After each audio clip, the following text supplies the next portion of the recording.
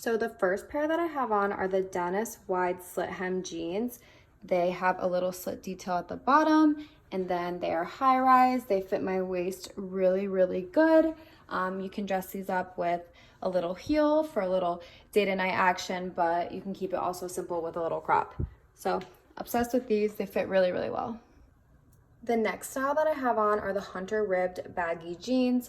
Pretty similar to the first ones, just a little bit of a darker wash, and they have this double slit detail, which I love, and then a normal hemline, just a little bit more of a tapered fit, but they fit really great on my waist again. Really obsessed with these. Love the darker wash.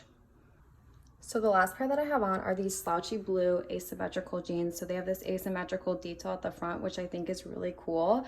And the waist still feels really nice even with the detail. And then they have the double slits on the side and then just a normal tapered leg, which I think is really cute.